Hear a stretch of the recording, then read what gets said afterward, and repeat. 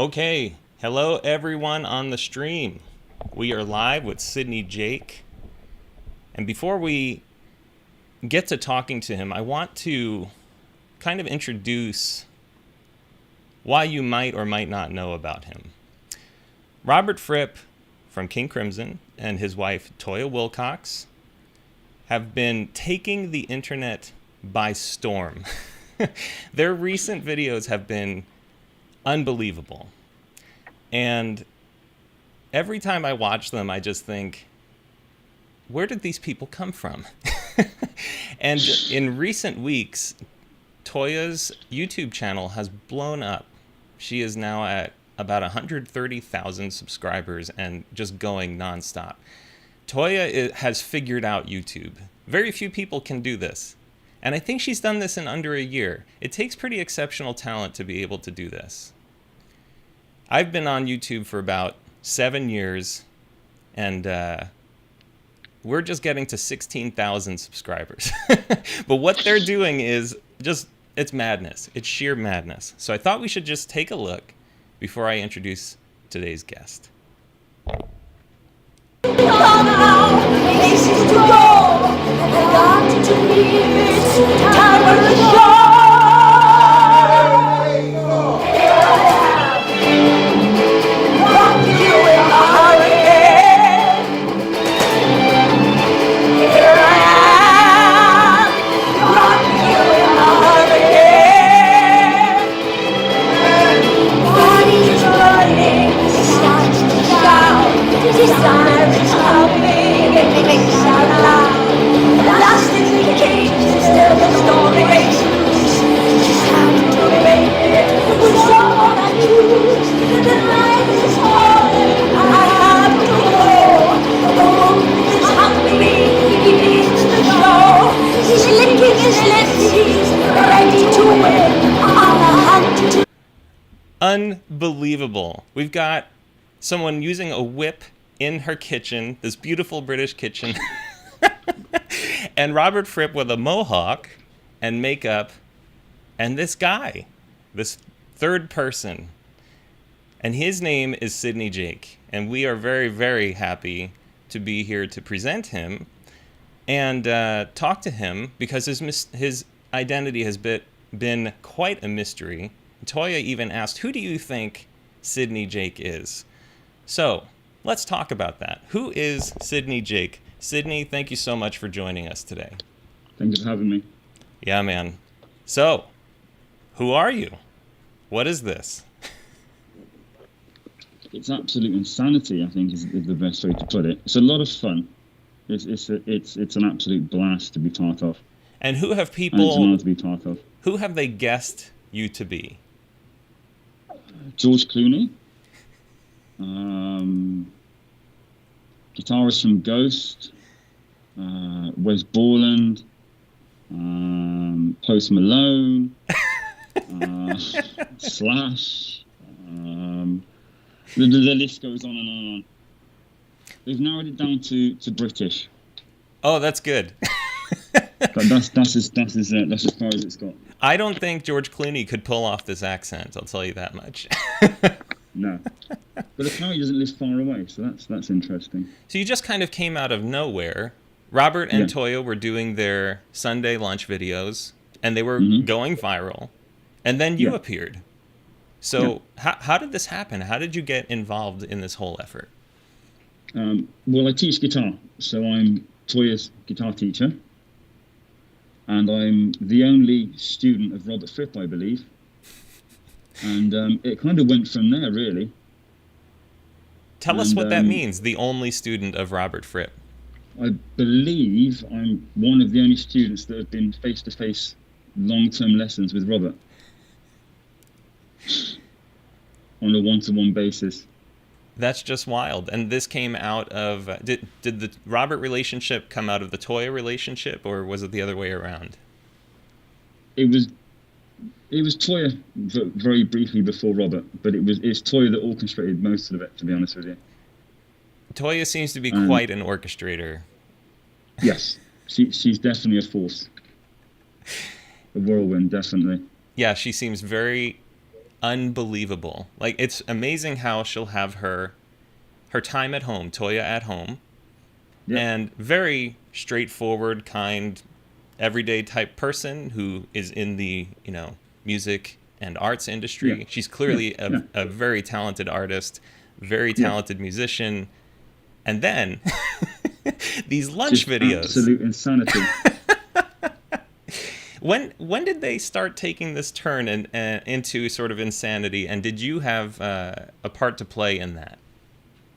Yeah, I think when it kind of happened in kind of January, when they did the Metallica cover, it kind of everything was on the table. And just go for it, just keep going and going and going. And all three of us are very relaxed and very normal, and then we go in that, and it just goes absolutely crazy. It's it's so much fun to do. So we've got a lot of people watching. You guys are all welcome to ask questions in the chat. Always. We'd love to make this an interactive session. So please, if you have any questions, there might be some I avoid on purpose, and might be some that I can't see if the chat gets too active. But we'd love to hear your questions, and thank you so much for joining us. So, Sidney, Toya mentioned that you're the first teacher who's helped her with her dyslexia. Yeah. So Toya is dyspraxic, which is obviously very similar to dyslexia. And there's a certain way to teach people that is very different to how you teach somebody normally, in YouTube videos, etc. Just doesn't cut it. You have to base it around patterns and around numbers. So if you play obviously yourself. So if you're teaching somebody a basic scale, and you've got 4 frets that the scale runs over, you teach them the first scale. So you've got finger 1, finger 2, finger 3, and finger 4, and it works that way. If you have to go further, it's -1, or you start. It depends on it's all about what finger you start on, and you just create patterns. Teach the most simple and the most easy to learn, and then you understand the pattern of the 4 fingers over the 6 strings. They can then go either side. But trying to teach basic chords just doesn't cut it. You have to go more for the scales than going for the chords. The chords are, if you know the scales, you can then create the chords from the scales. When most people try to learn scales, they try to learn chords first. But if you teach them a pattern, it works better. That's fascinating. Is she? Well, actually, let's talk a little about your history with the guitar, because I do want to get into OST versus NST and where you're teaching. But tell us, I know you've been playing guitar for a few decades now. Can you tell us a little about your history with music? So, started playing guitar about 30 years ago.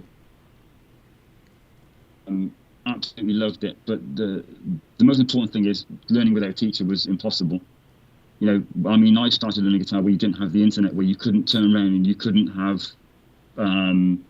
you couldn't just look online and learn how to learn a piece. You had to listen to it and record it and go around and around and around and keep doing it over and over and over again, which is a lot harder to learn. So you don't get to learn most of the theory. I only started learning the theory probably 10 years later. So the first 10 years were kind of very much a mishmash of just trying to play other people's music and not understanding why certain pieces sound the way they do. And it kind of went from there. I've always taught on and off whilst running other businesses that I've had.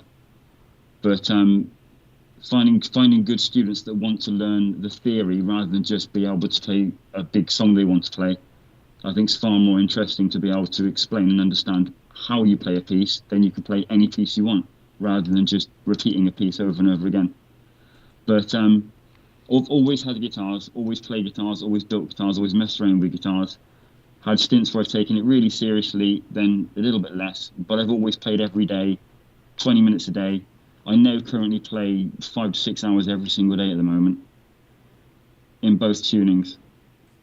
So I do about 2 hours on new standard tuning and the rest on E tuning or drop D tuning or whatever we're working on at the time. Tell us a little about your experience with the new standard tuning. I've been playing with it for a while. Actually, I'll interject a quick story. When I first got to the Guitar Circle course with Robert, he brought all the intro students together, and he said, how many of you are self-taught? I raised my hand, and one other guy raised his hand. Oh, were you one of the guys that raised their hand and said they were self-taught? Yes, because What I was the was. answer? I never had a teacher, Yeah. and Yeah. Robert looked at us and said, "So what you're telling us is that someone who knew nothing about the instrument, who knew nothing about Taught me how to music, do something." Yeah. and on the one hand, I totally get where he's coming from. And on the other Yeah. hand, I think there's beauty in the discovery and the creativity of an Yeah. instrument like the guitar. Yeah. And some of the most incredible players have been entirely self-taught and don't even know definitely. what they're playing. Nevertheless, that was Yeah. just such a brilliant moment. Robert really Yeah. just knows how to point out sort of a cognitive dissonance that you're living in on an instrument. Yeah. Again, like I said, having lessons with him regularly. Yes. The thing I enjoyed about new standard tuning immediately was just using the same patterns that I was always used to. So my fingers would be somewhere and they wouldn't sound like they were supposed to sound. And that in itself just creates such a big difference. And I believe, it's tuned in fifth. It's very similar to how a violin's tuned, apart from obviously the added first note. But you can get a lot more range. There's a lot more, start going from, you've got a C, or you're way past the E, so you've got so much more to do. Some songs are more difficult to play, some songs are easier to play. It depends on what you're playing, but it opens up because your body's so used to moving a certain way. Your fingers always do this, they do this chord, they do this solo, they do this scale, and then you do the same thing and you don't get what you're saying you expect. So sometimes you can create music you just didn't know existed, and creating patterns because you become stale and you become stale. You just do the same chords, same scales, and then when you pick up a guitar and expect it to sound like it does, and it doesn't when your fingers go somewhere, you create some really cool stuff. I really enjoy it. But playing both backwards and forwards is quite challenging. It really is. And one thing that helped me playing in NST is seeing better understanding the relationships of scales. Yes. I used to think whole, half, whole, half, and that's how I'd work through scales. But then playing in fifths, it's whole, half, whole, half. If you move your fingers just straight down, and it was like, there's a different sequence here that it didn't occur to me because my line lengths were too short, Yeah, exactly. But also you can move around the octaves a lot quicker as well in some respects. Absolutely. You basically have the range of a 7-string guitar. Literally. I think it's great. I love playing in both tunings, but I love creating patterns and then moving from one guitar to the other and seeing how it sounds. What's this black triangle thing that you have on all of your guitars? This black plastic triangle. My black plastic triangle, my Robert Fripp pick. What is this thing? This is the only collection worth using. It's like using a scalpel rather than a spoon, I believe, is the way it's been put. How do you find them? Oh, well, first of all, sharp picks make the guitar sound so much bigger. The tone is it's beautiful. But also it's very open to mistakes as well. Yeah, it's very revealing. It's it doesn't correct anything for you. The round picks give you a lot of leeway, but man, the sharp picks really tell you you're screwing up. You're holding the pick at the wrong angle. Yes. Obviously. But the tonality. Well, you are not a triangle pick user for about 29 years, so were you using sharp or round picks or what? I've always used really thin picks, but really sharp picks, to be honest with you. But nothing like this one. This is I find these really easy to hold. Yeah, I find them a lot easier to solder. But like I said, it is so. I like the fact that you can tell if you make mistakes. It makes you a better player. Mm-hmm. And I have since tried to use standard picks, and it just doesn't work for me now. Yeah, it's like holding a spoon and trying to hit a guitar. It just doesn't work. I think I wrote in Failure to Fracture, it's like cutting a tomato with a butter knife.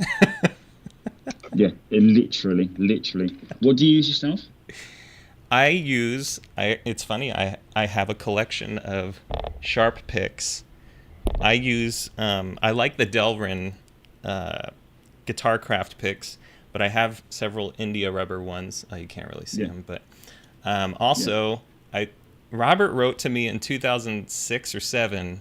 He said, if you can't get your hands on a Guitarcraft triangular pick, then use a Dunlop Tortex sharp pick and consider life to be cruel, unusual, and unfair, or something like that.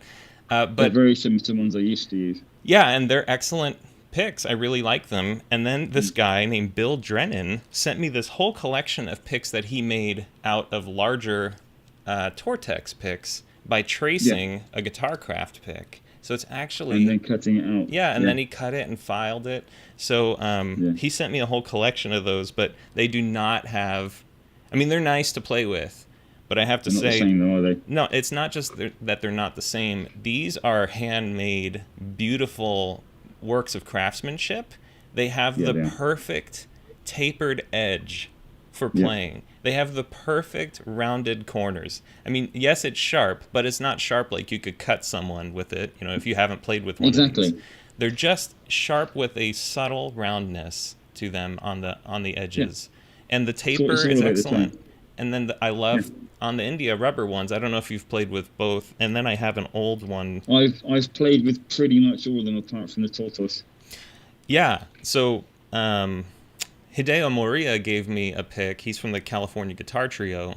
He said that Robert had given him this pick a long time ago. I have it over there, but it's actually textured. It has sort of a cross-hatching texture in a circle in the middle. That's the ones I use. That's the only ones that I use. They're excellent. Use the cross-hatches. Truly excellent. All right. Combining that with surf wax. Surf wax. Phenomenal. To keep it in the hand. Stops it from when you get sweaty when you're playing or when you're playing ridiculously quickly. That's a fantastic tip. It's phenomenal stuff. It's brilliant. It's definitely worth it. Let's take a look at some of the questions coming in chat. All right. One would think Sidney's distinctive ink would be an identifier. Do people stop you on the street? You know, you're the guy with the tattooed arms? Yeah, people are actually grabbing me in the street and going, Are you Sidney Jake? I don't know who that is, but people keep asking me. I have no idea who that is. But that's normally the best way to answer it. I don't know who the guy's on about, but he must be very similar to me. I think you're getting some compliments on your fashion as well. People want to know where to get the mask and the hat. Amazon. Literally. It was, I wanted an anonymous mask, and I literally found this by chance. Literally found it by chance. That's great. But there is one being made, a proper one. This is unbelievably uncomfortable. Unbelievably uncomfortable. It's the only one I've worn. I've been doing this, 3 months now, is it? Something like that, 3-4 months now. And it's the only one I've worn. So all the foam's gone. It catches my eyes every time. The first time I ever wore it, or the first 3 or 4 times I wore it, I didn't fill it properly. It wasn't quite right. And every time I blinked while I was performing, it caught my eyelashes. So I literally couldn't see. So I'm playing and I'm blinking the whole time. Like, I can't do anything. I'm going to keep going to see what happens. And it's got no foam. It's got no foam left in it. It's all really sharp. It's just, but once you start something, you got to stay with it. And I wouldn't use another one. I would not use another mask now. But it's so uncomfortable to wear. Somebody, Michael Jeter asks, do you have a particular style? Are you a crafty per se? And before you answer, I'll just note that as someone who has spent a lot of time looking at right hands, not to the level of a Robert Fripp guitar buddy or anything like that, but I get a lot of people sending me videos of them playing Fracture, and I see the development of the right hand in Robert's style, and I see you picking that up as well. So I'm curious, how was your hand before lessons with Robert, and how is it now? Terrible. I thought I could play. No, to be honest with you, it depends. So that's a lot of questions. So first of all, I have a very specific style that I like to play personally, but that will come out over the next 6 months, as people will hear. But I play differently depending on what song I'm working on. So the songs that we work on, obviously there's so many different genres out there. It kind of has to adapt slightly, because if you want to come across as they come across, you've got to kind of adapt it slightly. But there is a way to hold a pick. There is a correct way to hold a plectrum. Yes, there is definitely the best way to do it. And every so often, if you're playing a certain piece that's more rocking out and more thrashy, you'll end up diverting it back to the incorrect ways. But we all have the ways that we're comfortable with, whether they're right or wrong. But yes, I have my own style, but that will come out over the next 6 months. Excellent. And I have to fully agree. I play a lot of... People think all I do is play Fracture, but if you ask my wife, she'll tell you I play a lot of classical guitar with my nails. You know, I play nylon string guitar, and I play a lot of Tommy Emmanuel and Chet Atkins type stuff. Yeah. And people say, oh, you know, you've basically pigeonholed yourself with this picking style. But I can tell you, as someone who's played for, I don't know, about 25 years now, that the way Robert taught us how to hold the pick and how to use it is the only sustainable way that I have seen that doesn't lead to injury. And I have seen so many other players, and I've experienced it myself, with different ways of holding the pick, where the arms hurt, the wrist hurts, the forearm hurts. I mean, Failure to Fracture has 500,000 views now, like all the different videos. And tons of people say, when I try it, my hands hurt, my wrist hurts, my forearm hurts, my shoulder hurts, my back hurts, neck. The way Robert teaches with the Alexander technique, and I know he would say he doesn't teach this, and you know he would say, oh, it's really the experts, you know, Aaron Wigger and Sandra Bean Cushman, but the whole package, if you incorporate sitting practice and Alexander technique and using your body well to play the guitar, you'll be injury free. Yeah, I mean, especially when you're playing. I mean, like I said, I'm playing 6 hours a day, performing a few hours a week. It's and then obviously with teaching as well. So there's a young girl that I'm teaching at the moment who's 16, who she's more finger picking style. So different styles each day. So depending on who I'm teaching and what I'm working on, there's a guy that I'm working with in America that's very death metal based. And the sort of thing that he wants to do, the style is very different. So it depends on what kind of I'm teaching, but I'm open to all styles. But I have my own, like I said, I have my own style, which will come out over the next 6 months. Fantastic. Let's see. People asking, if we knew your real name, would we actually recognize it as an American? Does anybody know who he is yet? All right, Bad Dad asks, could a gorilla beat a bear in a fight? I want to hear that answer. Could a gorilla beat a bear? Yeah. Yeah, definitely. Absolutely. Definitely, 100%. Gorilla has far more power per pound square inch. Kristen Cook asks, how did you meet Robert and Toya? I knocked on their door and asked for some eggs. What's that? I knocked on their door and asked for some eggs. Oh, for some eggs. Yes. Next neighbours, and then, you know, they ended up adopting me. So that was that. Well, you have lovely parents. A little strange. They're awesome. They're awesome. You're talking to a man in a gold mask. I think I'm up there with that. That's true. That's true. Let's see. We've talked about picks. Let's see. All right, I'm going to get to my questions. People keep asking some questions, but let's get some better ones out of everyone. Go on then. All right.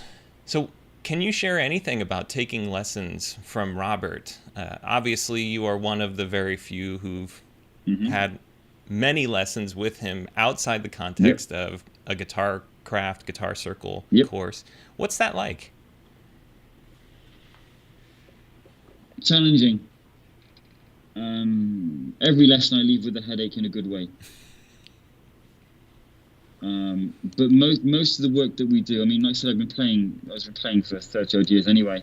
But most of what we do is all about finger movements. It's all about how to make the move. It's all about creating movements repetitively, calisthenics over and over and over and over and over again. And that's where people make mistakes. They jump from 1 to 100 in their playing. Keep it simple, play it well, and play it over and over and over and over and over and over. I mean, you know, going back to the fracturing very, very briefly, the way to learn it is to learn it, how I learned it is to learn it in parts and create and rebuild, you know, build it up, not just try to play the whole thing and then play it fast and then play it fast. Build the parts and then put the parts together once you've built them, because the calisthenics are the most important thing, I think. And that's what we spend most of our time covering. Calisthenics. Yeah, all the way. It's the one thing I teach my students as well. It's so important. keep. You know, when I practice, I have a 20 to 30 minute, sometimes a 40-minute warm up, and it's just movements and scales and movements and scales and movements and scales and movements and scales over and over and over and over again, and different ways of playing the same scales, whether you play up or down or descending, ascending, all sorts of things. And that's basically what we kind of cover in our lesson. Our lessons are very much about developing the movements of the fingers for the quickest and shortest distance possible. And what about stress and tension? Do you focus on relaxation and, you know, connecting with your body in a meaningful way? That's something that I've covered for many years, to be honest with you, through meditation, and that's something that I do openly through yoga and Pilates and things like that. I spend a lot of time in meditative states, so that's something that connecting with my body is something that's always been constant for me since being young. Excellent. Tell us about, you alluded to people will see or know your style in the next 6 months. Are you planning on releasing new music, and have you ever released music? There has been music out there of things that I've done, projects I've done through singing and other things, but nothing as this situation. So that's all dead and buried and gone. There's a couple of people that I'm working with. There's a couple of people that have offered to work with me. There's a guy called what's his name? Escape. There's a couple of people I'm working with. They've been offered. I've had quite a lot of offers, and kind of sieving through a lot of it. I'm sure you've, like you said, you probably have a million people that ask you advice and talk to you all the time, and you have to kind of sieve through a lot of it. The people that are just, I have people that are being nosy all the time that are trying to catch me out and trying to catch out my face, and right.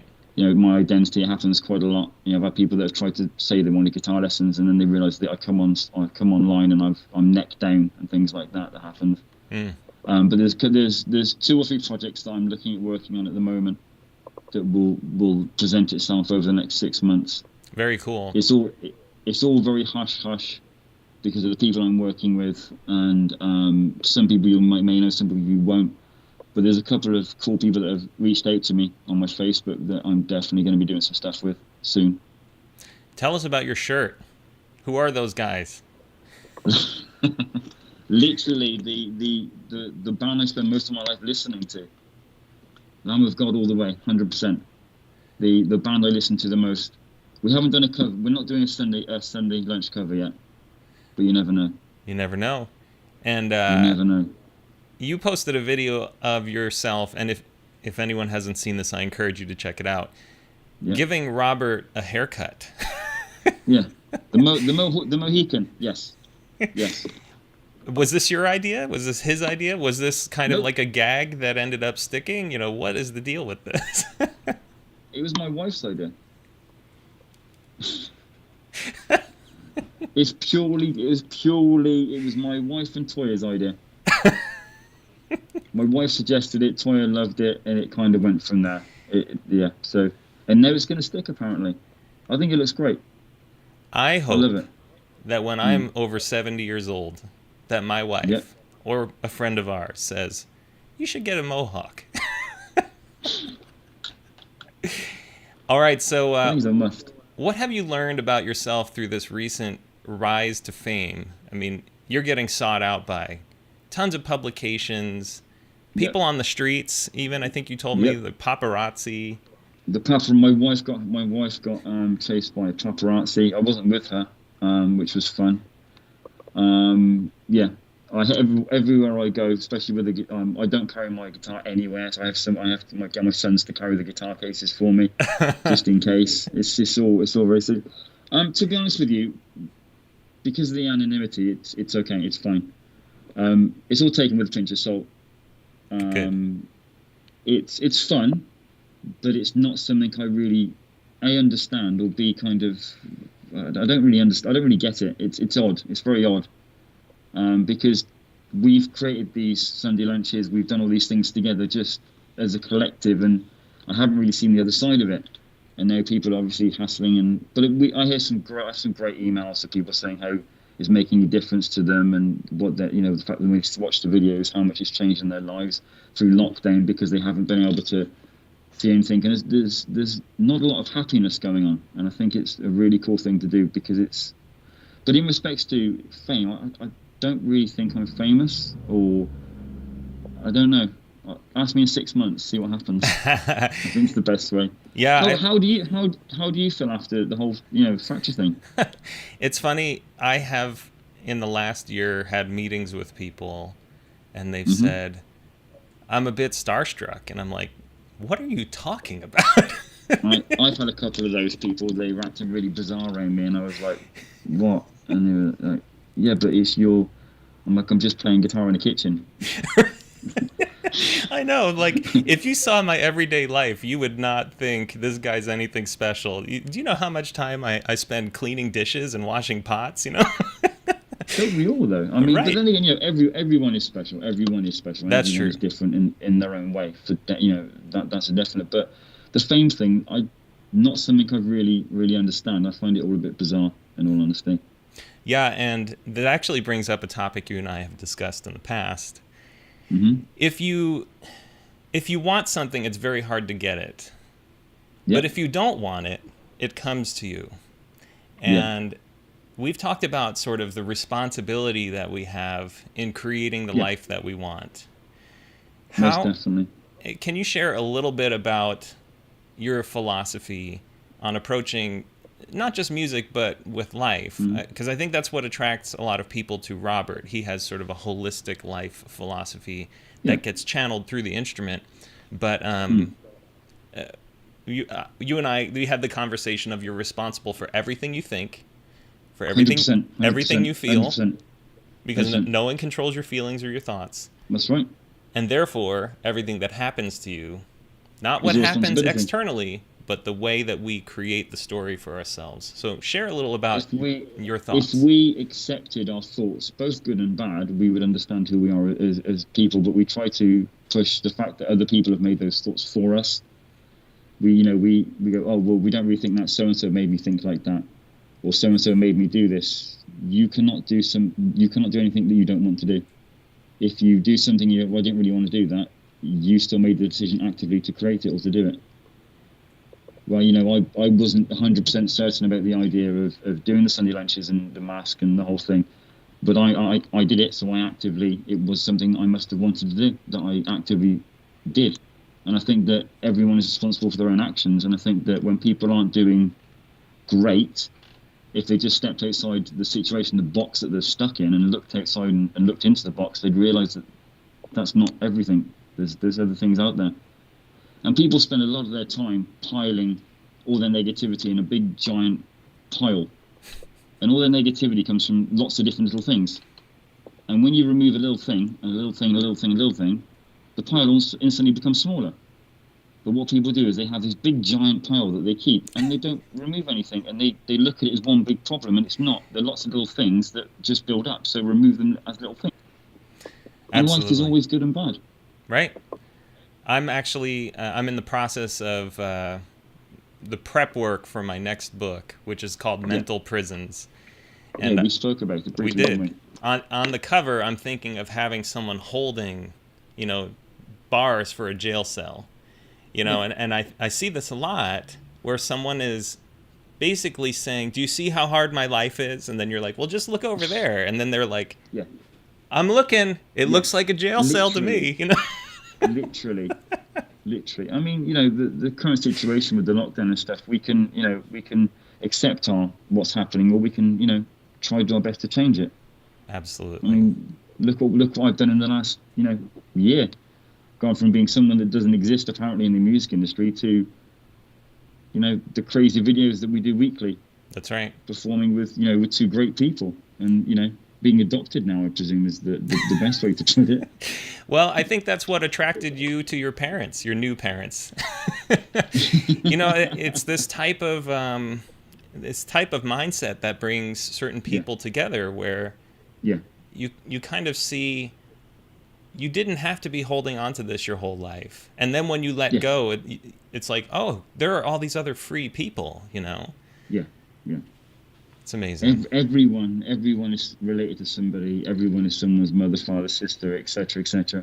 Everyone has good thoughts, bad thoughts. Everyone has good days and bad days. We need bad days to see what good days really mean. Yep. We need Absolutely. slow times because if we were everything was perfect, we wouldn't know what perfect was, would we?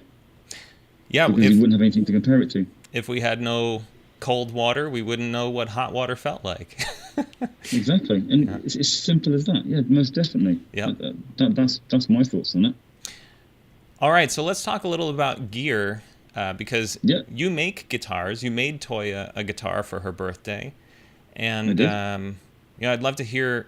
You've got a couple of customs that you've built here on the screen. Can you talk a little about what you've built? That's the one I've built. That is based on the principle of using a kind of 60s, 70s style with the sustain kit, as I'm sure you know. Can you pull And the then strap out from in front? Of course I can. Thank you. But then combining it with a Seymour Duncan Invader, which is more Slayer, more Lamb of God, that kind of thing. Combining the two is it's the most insane guitar I've ever heard or built. Huh. It's an absolute monster. I recently put the kill switch in it, which was done from your boys from Mad Hatter. Excellent. Which are just, the guitar's a different game. And then I built this one, which I shall try and pick up without dropping everything. And I shall put that one over there and it will fall over, but that'd be fine. I'll just put it down there. And this is one I've built quite recently, which is rather bright and glittery. So we can't see the glitter. Could you maybe shine it? Okay, yeah, I see some sparkles now. Yeah, it's on the level of sparkle. It's pretty well up there. Yeah. Oh, and there's your Mad Hatter Guitar Product sticker. Awesome. Waiting for the back to come so I can put the backing on the guitar. But that's also going. I always use Seymour Duncan, or I always use Fernandez. They're the only two pieces of equipment I use. Wiring looms, I only go to, obviously, to Mad Hatters. Have you used any of their stuff? The Mad Hatter stuff? Yeah. Oh, yeah. I mean, Ed and we met playing at a church many years ago, and then I ran into him at a guitar show, and then we started talking, and it ended up he put a kit in one of my guitars, and now there's probably a kit in like 8 of my guitars.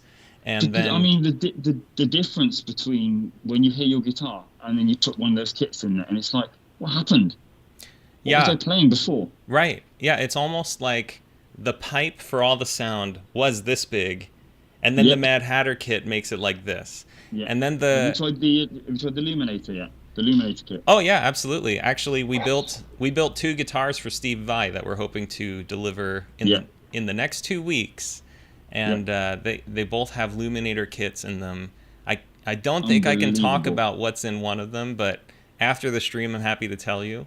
But yeah, I've got the guys from Mad Hatter making me a custom special kit as well, which I'll talk to you about afterwards. Awesome. Yeah, and for anyone on the chat, it's the only one they've done. It wouldn't surprise me. Ed Heisler does custom work for special musicians. Everyone check out the link. He's an absolute superstar in his own right. He really is. Yeah, he's unbelievable. And the fact that anyone could do their guitar, anyone could do it to their guitar. Anybody could get their guitar and buy his kits. Solder, you don't even solder. Right. They're just come with the little screws. Absolutely phenomenal kits. Yeah. But I always use Seymour Duncan pickups. Always. I've always used them in all my guitars I've ever built. Like I said, I built Toya. I've built these 2, and then I've got a few orders that are coming in, but I don't sell them. I build them to order. You see. That's cool. So I don't just build a load and leave them. I build them specifically for the requirements of the guitarist. And normally with the Les Paul shape, obviously. Anything special about this one to your left? This one? Yeah.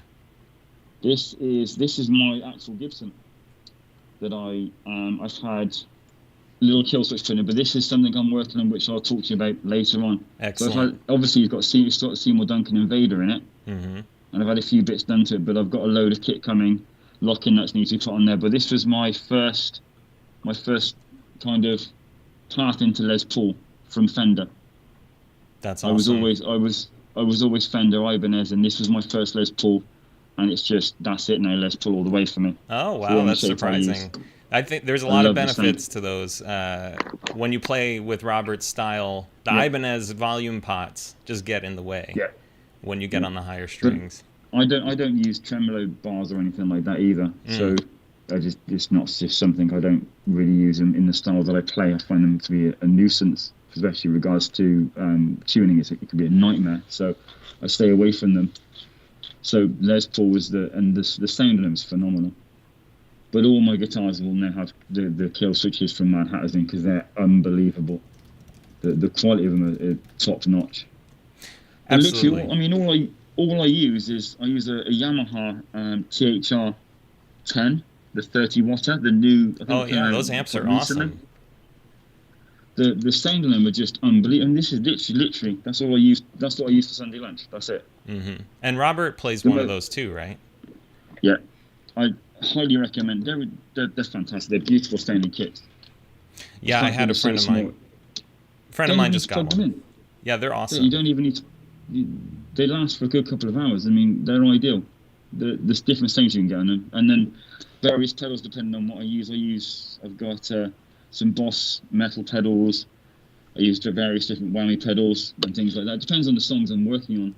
I try to keep the sound as different as I can in each one. Cool. There's one we did recently, where it required kind of a 60s sound, so there was something that was specifically for that. So that's what I created. Very Try cool. to keep it as authentic as possible. And are we gonna see more Sunday lunch videos? I know King Crimson's going on tour, so just curious about that. Not just yet. A few more weeks yet. We can squeeze a few more weeks yet. Don't worry. And I'll be a little bit selfish here. That book that you have to your right, Failure to Fracture. Can you share anything about it? I've read it twice. I genuinely have read it twice. Twice? Yeah, yes, of course. Awesome. The first time, it's like when you watch a movie. When you do anything in life, when you've done it once, you don't really appreciate what you've done. When you're learning a new piece, if you play it once, you don't really appreciate what you've done. And you always forget things you do, no matter how many times you do it. So I read it twice, obviously, to make sure it's an insane book. The qualities, you must be really proud of it. I am, and I feel like it's a little embarrassing telling people about it so much, but it's good. Why do you think that? Well, it's your creation. It's one of your children. In a sense, yeah. I feel like it's the most beautiful book I've ever seen and the weirdest guitar book ever published, and it just happens to have my content in it. But I feel like it's a global. But the thing is, though, it's not really a book. It's not really a book about guitars, is it? It's not. It's about overcoming. It's about climbing that mountain. That's right. But what's important is there's obviously now you've climbed that mountain. There's many more mountains to climb, isn't there? Absolutely. I have 3 or 4 in the fire. yeah, definitely. And I think it's a fantastic book. I love it. I think I genuinely have read it twice. I thought it was fantastic, and I love the fact it isn't. It's not a book of how to play guitar. No. It's not a book of. It's a book on your journey in respects to how. The fact that it started with basically saying you can't play this song. That's right. That's literally what it started. I mean, how long ago was that? 1998. Yeah, you won't be able to play this song. Right. So when you finally did it, what did he say when you finally completed it? What happened? Honestly, I was just glad to turn off the cameras, and then I thought I just have to edit this and I'm done with it. It was such a it's such a relief. I think people who climb Mount Everest, for people like Robert, he's like a Sherpa. He can go up and down. He's fine. Yeah. But for people like me, it's like I'm the guy who gets to 30,000 feet elevation and is like, where's the oxygen? Yeah. And so getting that the last 3,000 feet for me was really, it wasn't playing. It was actually setting up the cameras and the audio gear and the lighting and the batteries and the hard drives. And I mean, I think a lot of people don't realize that to record yourself playing this song is just such a weird thing to do and requires so much other. I mean, you're part of these Sunday lunches. You know how much gear and preparation goes into Yeah. Just creating People video. People have no idea how much work goes into these videos Right. for a minute and a half or 2 minutes, so people can Yeah. smile. And then to play two of the It's hardest songs ever written on guitar, within a few weeks, and add the commentary and have, one single shot for, different angles. It was like, this is such a headache. So I honestly, I was most relieved one day when I just played it by myself and I nailed it. It was like, holy crap, I actually did it once. And that was it. Yeah. That's all I needed. And then to play Fractured, when I played it perfectly for myself, not on video, because I give my videos like a B+ in the performance area, but when I played them for myself alone, it was the most rewarding. You summit the mountain and it's like, here I am. This is what I've been working for decades, and I did it. Now I got to figure out how to do this on video. It's like, if you asked me what we played 3 weeks ago on a Sunday lunch, I can't remember. And if you asked me to play it, I wouldn't be able to play it. Yeah. It's literally like, it's done, move to the next one. It's done, move to the next one. It's done. I mean, there's a couple that stand out, that stand out for me personally, but you literally, like, I couldn't tell you what we did last week or the week before. It's as soon as it's done, you move to the next mountain, you climb that mountain, you get down, you move to the next mountain, you climb it. And that's the best way to be in life. If some people stay on top of a mountain and never come down, but there's many other mountains to climb, isn't there? Absolutely. And when you're a musician, if you have a growth mindset as a musician, there's no limit. No limit. Yeah. All right. Well, I think we should wrap it here. I want to thank everyone who is in the chat. Lots of great questions. A couple of nerdy questions. I appreciate that. And glad that people enjoyed our. I don't name a musician that's not really a nerd. It's all name a guitarist that's not really a nerd when it comes down to it. When the doors are closed. Oh yeah. Isn't really a nerd. Oh yeah. We're all nerds. It's all patterns, shapes, and mathematics. Absolutely. That's what obviously with soul and etc. and groove and rhythm and everything else, but it is all primarily numbers and vibrations and physics. And then when you're in the studio, it's the Pultec is at 0.25 and we're at 3.5 dB on this track, and it's just literally physics, numbers. Yep. Physics Absolutely. and motion, isn't it? Absolutely. All right, Sidney Jake, where can we find more about what you do? SidneyJake.com. Simple. Awesome. If you go on SidneyJake.com, all our videos are up there. How to contact me is on there. My guitar builds are on there. How to get in contact with me for my lessons are on there. It's everything's on there.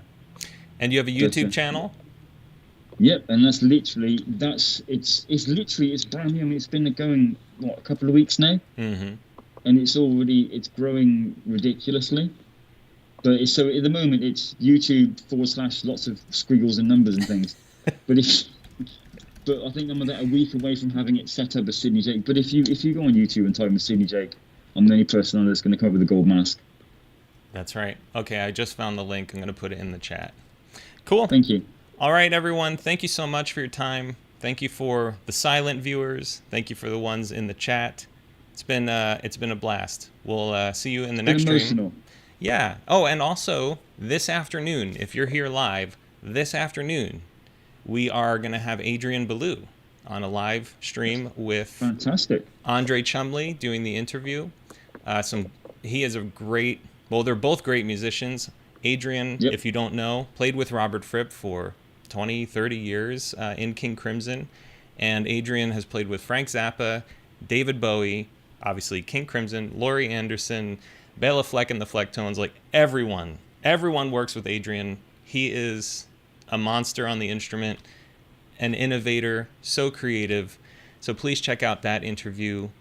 And we have some, for anyone who wants to know more or see more Fracture, you mad people out there, we have a very special video that we are going to be launching next week that we have worked on since... Is it next week, is it? I think so. And I think we've been working on it since September. It is an international effort with 37 players. and Yeah. fracture. So that's what I'll say. And it's an incredible effort. literally one of the most difficult things to put in a schedule when you have a busy schedule to do, but worth That's every right. minute. That's right. All right, so stay tuned. Please subscribe. Subscribe to Sidney Jake. Subscribe to Toya. Check out Toya's YouTube channel and watch how it is done. Thank you so much, everyone. Great to have you. Thank you. Take care.